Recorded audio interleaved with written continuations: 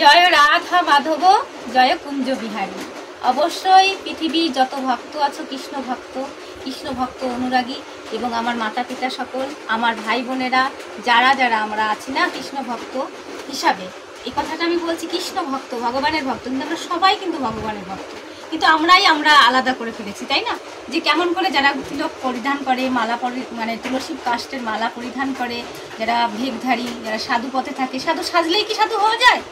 তো মহাপ্রভু বললেন সাধু সঙ্গ আমাদের করতে হবে কেমন করে? আপনি আচরীয় ধর্ম অপরকে না শেখানো যায়, তাই না? নিজে আগে শিখতে হবে। আমি সাধু, আমি তিলক পরিধান করেছি বা আমি মালা পরেছি বলে আমি সাধু না। কিন্তু আমি বলতে চাই যে কি, যে আজকের টপিকটা বা আজকের যে ভিডিও আপনাদের জন্য আমি তৈরি করতে চলেছি সেটি কি, এই চতুর্মাস বা নিয়ম সেবা কেন এত মাহাত্ম্য, বা এই চতুর্মাসের এত ক্রিয়া কেন, ধর্মে ভাগবতে কেন এই চতুর্মাসকে এত আখ্যা দিয়েছে, বা বৈষ্ণব বিন্দু ভক্তবিন্দু এই 4টি মাস বছরে যা করুক না কেন 4টে মাসকে খুব রেসপেক্ট করে, সম্মানের সহিত ভগবানের কাছাকাছি আসার চেষ্টা করে, জানার চেষ্টা করে। কেন করে এই বৃত্তান্ত নিয়ে আজকে আমাদের বিশেষ টপিক। অবশ্যই আপনারা থাকবেন আমার সাথে, এবং যদি আপনাদের কোনো মন্তব্য থাকে অবশ্যই আমাকে কমেন্ট বক্সে জানাবেন। তো আজকে আমরা শুরু করছি চতুর্মাসের নিয়ম সেবার ব্রত মাহাত্ম্য। অবশ্যই বা এই মাহাত্ম্যটা কেন এত আমাদের কাছে সকল ভক্তের কাছে এতটাই মাহাত্ম্যপূর্ণ, তাহলে আমরা জানবো যে ভগবান শ্রীকৃষ্ণের পরম ভক্ত হিসাবে যিনি দিবারাত্রি আমাদের কোথায় বাস করে জানেন তো মা?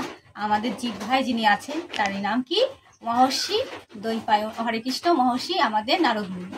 তাহলে সেই নারদমুনি সদা সর্বদাই জিভে বাস করছে আমাদের, তাই না? কিন্তু ভগবানের কাছাকাছি থাকেন বৈকুণ্ঠ ধামে, সেখানে কি বলেন?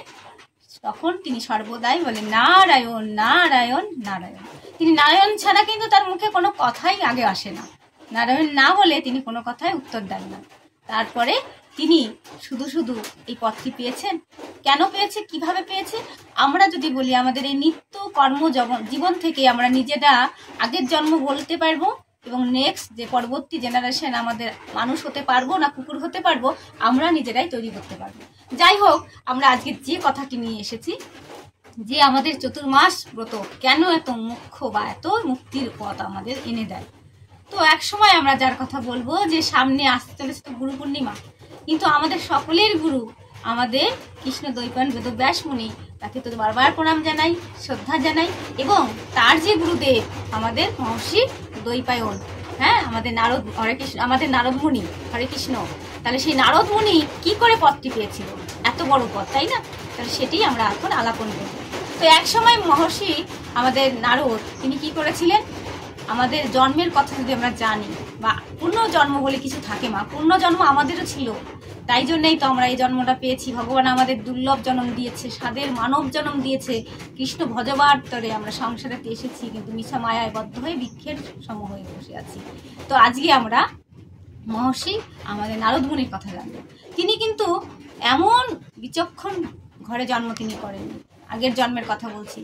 তখন ভাগবত যেটা বলছে, সেই সময় তিনি দাসীপুত্র রূপে জগতে প্রকাশ পেয়েছিলেন, এবং সেই দাসীপুত্র হিসাবে তিনি কখনো কষ্ট ছাড়া, দুঃখ ছাড়া সুখ পায়নি।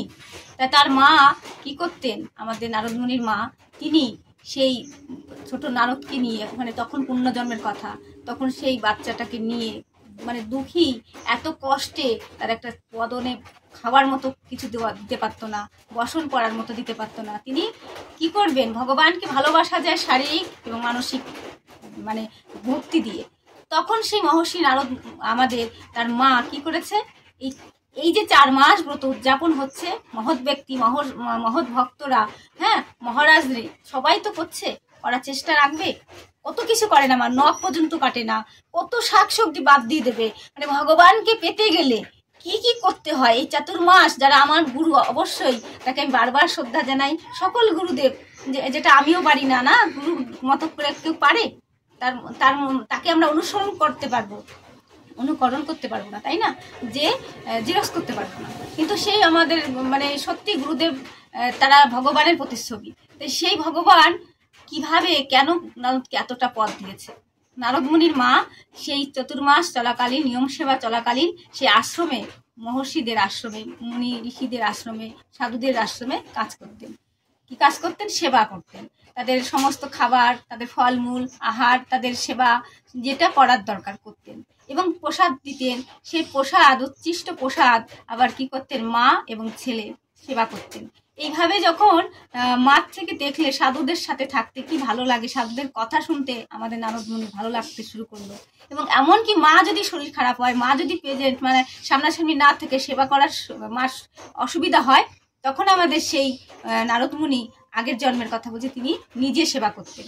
এবং এক সময় এই সেবা করতেন বা সাধুসঙ্গ করতে করতে তার এত মোহিত হয়ে গেলেন, আকৃষ্ট হয়ে গেলেন, কৃষ্ণ প্রেম উদয় হয়ে গেল। এবং সেই সাধুদের আশীর্বাদেই কিন্তু আজকে মহর্ষি আমাদের নারদ মুনি আমাদের ভাগবতে ধরা দিয়েছে, তাই না? যিনি আমাদের সমস্ত গুরুরও গুরু, সেই আমাদের নারদ মুনি, তিনি বিচক্ষণ ব্যক্তি হিসাবে ধরা দিলেন। শুধুমাত্র এই 4 মাসের মধ্যে আপনারা কি করতে হবে? আমাদের নারদ মুনিকে অনুসরণ করতে হবে। যে দেখো, নারদ মুনি সে দাসীপুত্র ছিল, সে আজকে ভগবানের বৈকুণ্ঠ ধামে বিশেষ ভক্তরূপে খ্যাত হয়েছে এবং এমন একটা পদ পেয়েছে যে পদ আমরা কখনো পাবো না, তাই না? সেই পদ না পেতে পারি কিন্তু আমরা ভজনের পথে এগিয়ে যেতে পারি। এবং এই 4 মাস চলাকালীন আমরা সাধুকে কোনো বাজে কথা বলবো না, উক্তি করবো না, সাধু সঙ্গ করার চেষ্টা করবো, বেশি করে গীতা ভাগবতে জয়েন করব, বেশি করে আমরা ইউটিউবের মাধ্যমে যদি না পারি ভাগবত সঙ্গ করতে, আমরা ইউটিউবের মাধ্যমে শ্রবণ করব, সাধু মহারাজের থেকে আমরা জানার চেষ্টা করব, বোঝার চেষ্টা করব এবং দান ধ্যান করব। একাদশী ব্রত 4টি একাদশী অবশ্যই করব এবং বাড়িতে একটু সাধু সঙ্গ করব, বাড়িতে একটু ভালো কিছু চেষ্টা করব। এই 4 মাসের বাইরে আমরা যা করব না করব সেগুলো ধরা চলে না। এই ব্রত হিসাবে আপনারা অবশ্যই 4 মাস ধরে রাখবেন এবং আরও কি আপনারা করবেন, কি করবেন না, এই নিয়ে আমি নেক্সট ভিডিওতে তৈরি করব। অবশ্যই মানে শাকসবজি আপনারা কিটা সেবা করবেন, কোনটা করতে পারবেন না, এই নিয়ে বিশালভাবে আপনাদের কাছে বিস্তারিত আনার চেষ্টা রাখবো।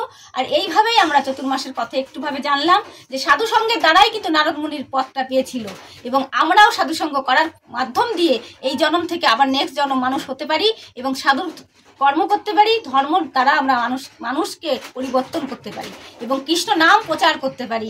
আর এই হরি নামই যেন আমাদের সাথে সম্বল হয়, এই নিয়ে আজকে বিশেষ কথা বললাম এবং এখানে বিশ্রাম রাখছি। আর যদি আবার এই সাধু কথা, কৃষ্ণ কথা বলার মতো সুযোগ বা আমার অধিকার নেই, মায়েদের বলছি, বাবাদের বলছি, অবশ্যই যদি কোনো ভুল করে থাকি বিশেষভাবে আমায় ক্ষমা করবেন। এবং আমার এই ভিডিও যদি আপনাদের ভালো লেগে থাকে অবশ্যই লাইক, কমেন্ট, শেয়ার, সাবস্ক্রাইব করে আমার পাশে থাকবেন। রাধে রাধে।